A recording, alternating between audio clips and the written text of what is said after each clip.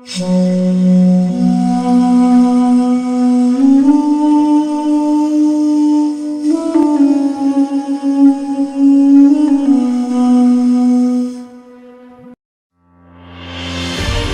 543 BC, a North Indian prince named Vijayan came by ship to a place near Thalaimanar in Neelam. Historically, there was never any communal tension between Tamils and Sinhalese. Chola king Yellalan was the great king who erected, hoisted and let the tiger flag fly high in Anuradhapuram. The Tamils and Sinhalese had been living in unity without any communal hatred.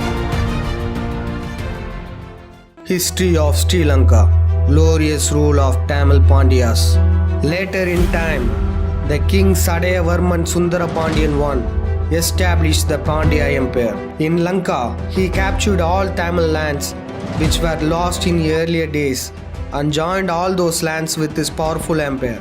After him, his son Maravarman Kulasekara Pandyan came to throne from 1268 AD to 308 AD. Kulasekara Pandyan steered his country towards prosperity during the Golden Age. Under the great rule of Kulasekara Pandyan, Sri Lanka was wealthy and splendid empire. Under the governance of the great empire, they called the kings with the title of Arya Kula Chakravartigal. Tamils ruled Lanka with Yalpanam as their capital. The significant theme to be noted is that in all the wars, the Cholas and Pandyas fought against the Sinhalese. There had been no genocide and war crimes on both sides. The principal intention of both armies was just to recapture the lands which were captured by their enemies previously. After the death of King Maravarman Kulasekara Pandyan I, a quarrel rose between his sons, Prince Sundara Pandyan and Prince Veera Pandyan, for the inheritance of the great empire. Due to this, the great Pandyan Empire gradually lost its power. As the Pandyan Empire lost its strength, all the kings who are called Arya Chakravartigal has announced themselves as independent rulers. With a separate flag of their own and governed Elam for almost 350 years. The army commander Kulasekaran Singarayan was previously sent by Maravarman Kulasekara Pandyan with the purpose of restoring and recapturing Yalpanam city. Army commander Singharayan's descendants were the kings with Arya Chakravarti title, with their flag containing the symbols of a bull, a right-handed conch, a crescent moon and the sun. They self-governed their respective territories independently. The 18 rulers who were titled as Arya Chakravartigal meritoriously ruled Lanka with Nallur in Yalpanam as their capital city. During their reign, importance was given to the growth of Tamil language.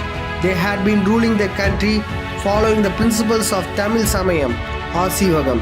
The Murugan temple in Nallur and Sivan temple in Tiruvannamalai was restored, and Elam Tamil Desam flourished magnificently and had reached its pinnacle, filled with wealth and prosperity. In the year 1377 AD, Vijayanagara Vaduga king Kumara Kambanan came forward saying that he would free Madurai from the clutches of Muslim Sultanate.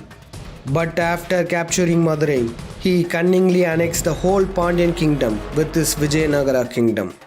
With the help of Siringeri Sangaracharya, the Vadugas, Hariharan and Bukkan founded and established the Vijayanagara Empire. Kumara Kambanan was the son of this Bukkan. In every region he invaded and captured, he appointed only Telugus as representatives to rule those areas. There were ruthless mercenaries called Kammavar Vadugas, who existed in Vijayanagara army. Who were these Vadugas? In the Indian subcontinent, between the areas of Vindhya mountain and Venkata hills were dense forests. In ancient Tamil literature, this place had been mentioned as Molipeyar Desam.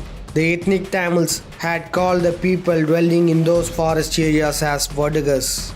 As Molipeyar Desam was situated in north of Tamil country, they had been called as Vadakars, meaning tribes of the north. In later period, it deformed to Vadugar. The main occupation of this Vadugar had been hunting. They used deadly dogs to help with their hunting. Due to this reason, They had been known as Kadanai Vetuvar or Kadanai Vadugar. They had no moral life and had no training in traditional ethical warfare. They had been using dogs for hunting and robbery. Occasionally they worked as mercenaries.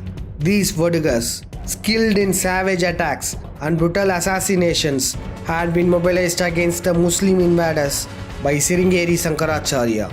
In South India, it was these Vadugars who played a major role in Vijayanagara force and had been involved in all the battles against the Muslim forces. These Vadugars acted as a slave of Brahmin Jews to drive the Muslim rulers out of South India and massacred Muslims wherever they saw them. As a reward to the genocide of Muslims in South India, the title Kshatriyan has been bestowed on Vadugars by Sringeri Sankaracharya. After the defeat of Muslims, building on that victory, the Vijayanagara Empire was formed. The first Vijayanagara Vaduga king was Haryana. The style and governance of Vijayanagara regime was that of a brutal and tyrannical military regime. Land holdings of most Tamil people were forcibly confiscated. The land were subdivided into many palayams and representatives were appointed for each palayams. Telugu Vadugas tortured and ruled Tamils by appointing Dandanayakans for each village and Amaranayakans for each palayam, atrociously collecting heavy taxes from native Tamils, destroying the traditional local administrative system created by Tamil kings.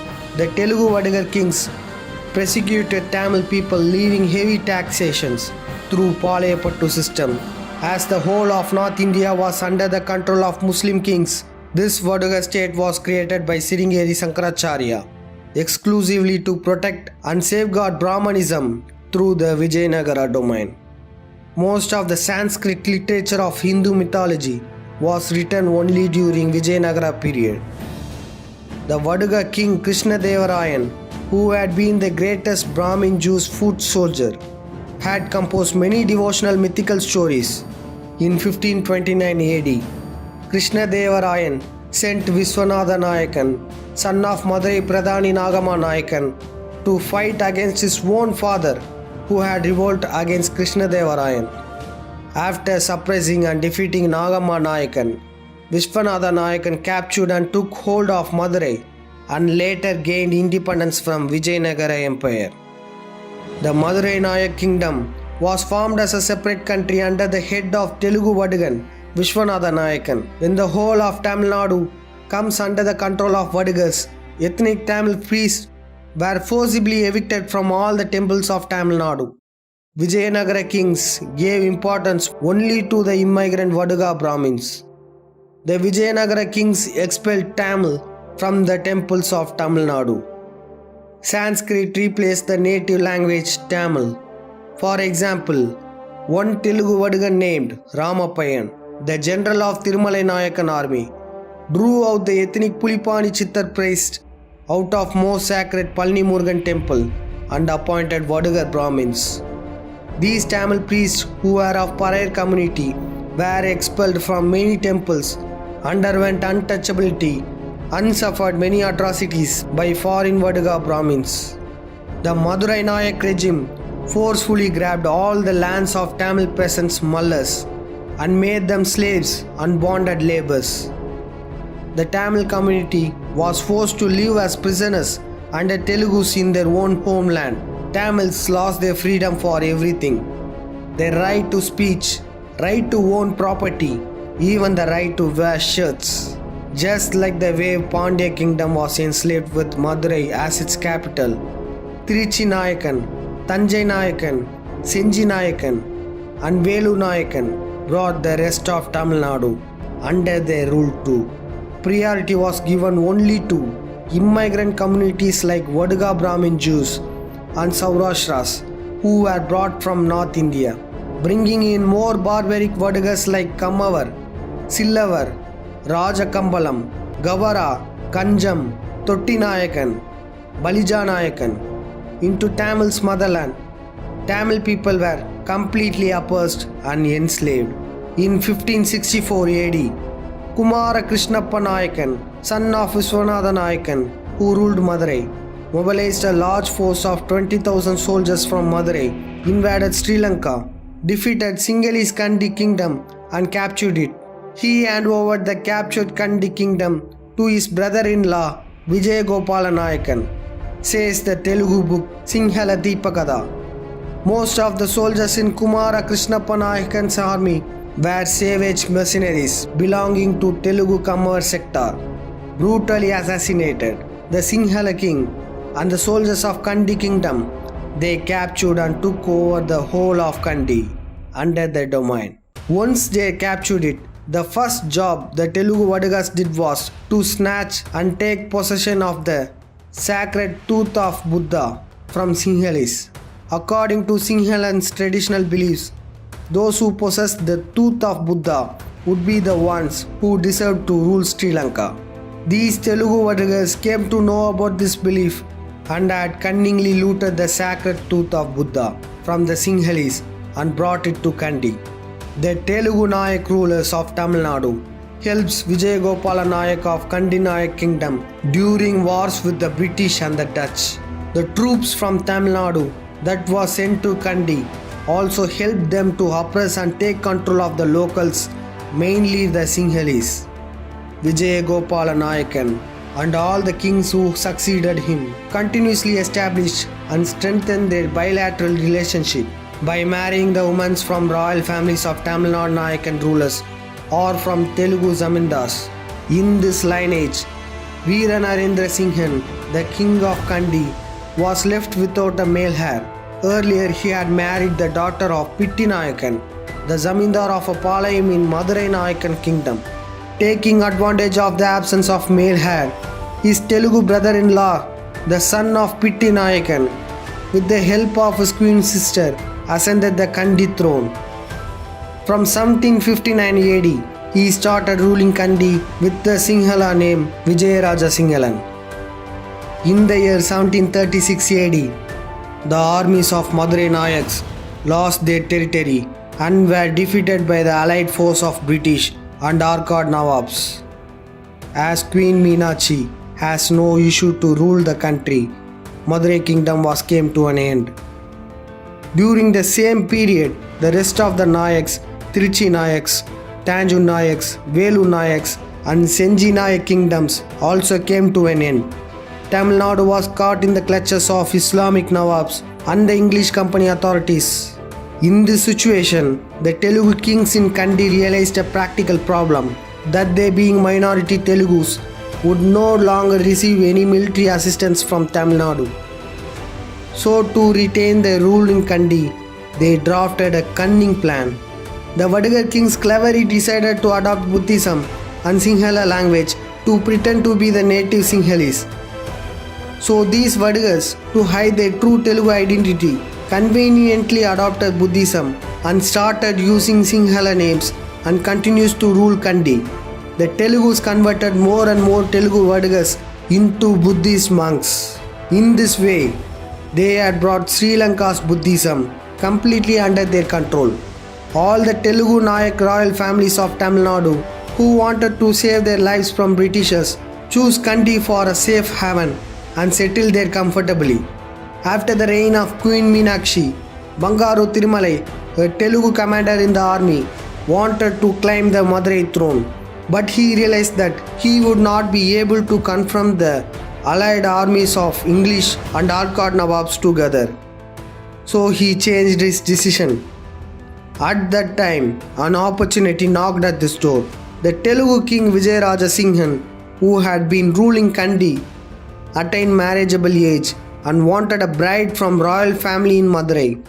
Taking advantage of this opportunity, Bangaru Thirumalai made arrangements to marry the daughter of this maternal cousin, Narayanappa Nayakan, to the king of Kandy Vijayaraja Singhan.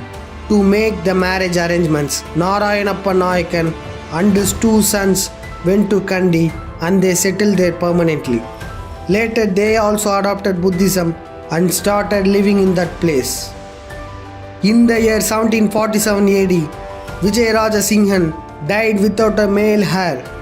Taking advantage of this opportunity, Narayanappa Nayakan crowned his elder son as the next king of Kandy. Kirtiraja Singhe, who ascended the throne in 1747, campaigned for the revival of Telugu Buddhism. Raja Singhe took brides from Palayams of Tamil Nadu and the families of the remaining Tanjore Nayakhs. Kirtiraja Singhe's reign ended in 1882. Kirtiraja Singhe's brother ascended the throne as he has no male heir.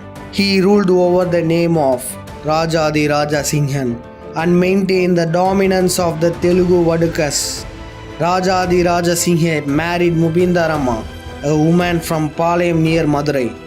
As Rajadi Raja Singhe also died without a male heir, Kannusami Naidu, the nephew of Mubindarama, ascended the throne. Born in Madurai, Kannusami Naidu was crowned king of Kandy in 1798 as Vikrama Raja Singhan. He was the last king of Kandy. He became a king at an early age and was declared by the people to be an irresponsible tyrant. He too married a Telugu woman named Venkatarangammal, just like his ancestors. The monarchy of Ceylon came to an end after the fall of Kandy to the British in 1815. The British arrested Kannusami Naidu and imprisoned him at Velur Fort. The last four kings of Kandy belonged to Telugu Nayak dynasty, born in Tamil Nadu. Tamil was the official language of Kandy, as the Tamils of Sri Lanka were native from time immemorial. As the Telugu Nayakhs had gone from Tamil Nadu, it became easier for them to rule Kandy. From 1564 to 1815, Telugus ruled Kandy. Thousands of Telugus who went to Kandy as soldiers during this period settled there permanently. Telugus adopted the Sinhala language and embraced Buddhism to disguise themselves among the Sinhalese natives. Under the Nayak regime of Kandy, all top administrative and military commanders' posts were given to Telugu Vadukas. They identified themselves as Radala caste. After the fall of Kandy Nayak government, the Telugus were forced to submit to the British. They converted to Christianity to get close to the British. They also betrayed Tamils and ethnic Sinhalese to the British and gained high positions in the government as a result. The Telugus also stole the title of Mudaliyar from the Tamil people and perfected the work of serving the British. Don Spatter Senanayak and Solomon Dayas Bandara Nayak were the ones who held the highest positions, looting the title Mudaliyar of Tamils. Their descendants continued to rule Sri Lanka even after the British left the island. Don Stephen Senanayak, a Telugu, was the first Prime Minister of Sri Lanka after independence in 1948. He was the son of Don Spatter Senanayak. All the key ministers in his cabinet were Telugus in Sinhalese grab. It is these Telugus who continuously usurped the rights of Tamils since the day Sinhala gained independence. The Vadugas took up Sinhala racism ideology and Buddhist religious fanaticism to hide their Telugu identities. Telugus turned the ethnic Sinhalese against the native Tamils and the Tamil Islamists and are still reaping political benefits of cheap politics even today. Senanayaka's family is one of the most important political family in Sri Lanka. It was a family that controlled the United National Party of Sri Lanka. After their tenure, this racist party came under the control of another Telugu, Jayavardhane. It was Telugu Jayavardhane who staged the barbaric ethnic riots against Tamils in July 1983. Another major political party in Sri Lanka is the Bandara Nayak family, who control the Sri Lankan Freedom Party. Solomon West Ridgeway Dayas Bandara Nayak is the son of Solomon Dayas Bandara Nayak, a Telugu who was the puppet of the British. His wife, Sirimavo Ratvate, was a Radala Telugu from the Kandy province. Chandriga Kumaratunga was the couple's daughter. This Telugu political family was responsible for inciting racism against Elam Tamils and ruled for about 30 years. The Telugu Bandara Nayaks were the prime cause for the riots against Tamils in Sri Lanka in 1958. In 1964, Telugu Sirivamo Bandara Nayak ordered the deportation of 6 lakh plantation Tamils. Siriomo Bandara Nayak decided to mercilessly deport lakhs of plantation Tamils who worked hard to create tea estates in Sri Lanka for more than a century and thus were the backbone of the Sri Lankan economy. Even in today's independent Sri Lanka, Vaduga Telugus control not just the Sri Lanka's main ruling and opposing parties, but also the ultra-fascist terrorist Buddhist organization Bodu Bala Sena. The only job of this organization is to turn the ethnic Sinhalese Buddhist majority against the ethnic Tamil minority and the Tamil-speaking Muslim minority. Due to the fact that the barbaric ultra-minority Telugus are in the guise of Sinhalese, they have convinced the outside world that the attack on Tamils is being carried out by Sinhalese majority. The Telugus have the habit of demolishing the temples of Tamils and building Buddhist viharas in the same place so that the Sinhalese will not identify the true Telugu ethnicities. Because of rampant racism and religious fanaticism, to this today, Sinhalese have not realized that fact that Telugus are ruling Sri Lanka. The citizens living along the west coast of Sri Lanka are the true ethnic Sinhalese. The Sinhala word Karava is derived from the pure Tamil word Karaival Makkal, meaning coastal inhabitants.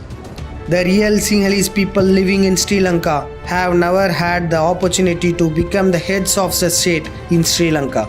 Keeping the natives out of power was the main objective of the Telugu despots. The Telugus also disfigured the so-called Mahavamsam, the historical chronicle of Sri Lanka, to suit themselves during the reign of Kandy Nayakhs.